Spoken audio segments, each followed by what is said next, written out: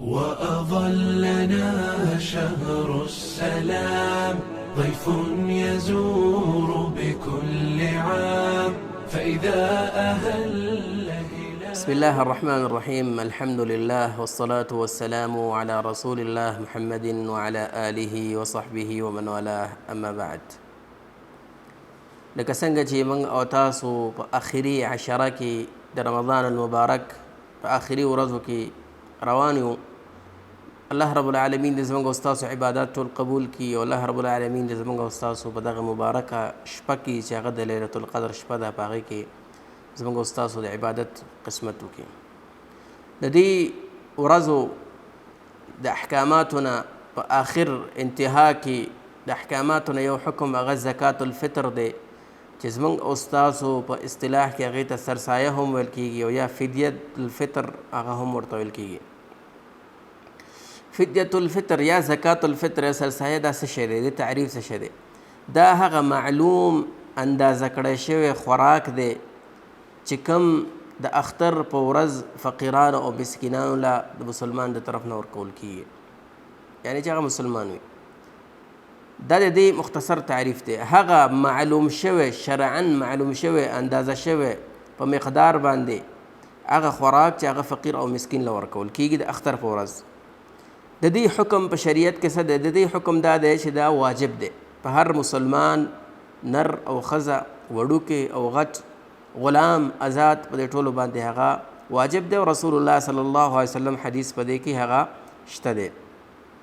همدغه رنګه د دې فضیلت ته چې موږ او تاسو وګورو، دې فضیلت دا د رسول الله صلی الله علیه وسلم حدیث دی چې زکات الفطر طهرة للصائم، دا د روژهدار دپاره پاکوالی دی. روژه کې ته غلطۍ شوي دي، نقصانات شوي دي، غلطې خبرې کړي دي، کنځلې کړي دي، یا نور غیبتونه داسې یا نور څه کړي، الله رب العالمین هغه واړه واړه غلطیانې چې کوم دی هغه دې سره هغه ختموي. وطعمة للمسکین او مساکین، او د مسکینانو دپاره دا خوراک دی د اختر په ورځ چې هغوی سره څه نه وي، د ستا د وجې نه هغوی ته خوراک هم چې کوم دی هغه میلاو شي.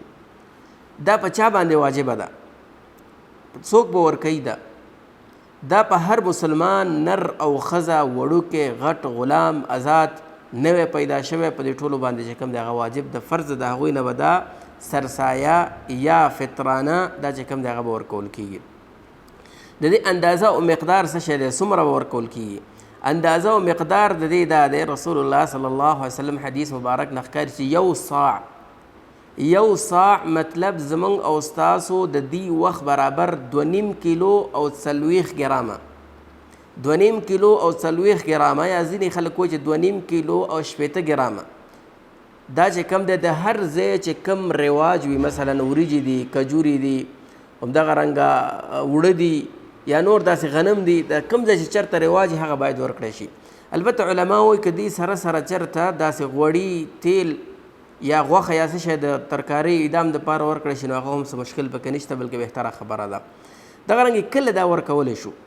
زکات الفطر کله باید ورکړی شي؟ زکات الفطر چې کوم دی هغه باید د هغې دپاره د ویستلو وخت، د وجوب وخت، د وجوب وخت هغه دا دی، د وجوب وخت د اختر شپه ده، د اختر شپه باندې چې کوم دی دا واجبېږي، باید دا ورکړی شي. همدغه رنګې د وخت د ویستلو وخت کله انسان ورکړي، په دې کې چې کوم دی د اختر د ورځې د نور د راختونه تر اختر د مونځ پورې، د نور د راختونه د اختر د مونځ پورې، که چا د اختر د مونځ نه دا ورکړه هغه عامه صدقه حسابېږي، هغه به صدقة الفطر یا زکات الفطر هغه نه دی. همدغه رنګه دویم وخت د هغې چې کوم دی هغه د جایز وخت هغه دا دی چې انسان کولی شي د اختر نه 1 ورځ یا 2 ورځې مخکې ورکړي یا 3 ورځې مخکې ورکړي، دا هم چې کوم دی هغه جایز دی، په دې کې څه نشته دی. دا چاله ورکو؟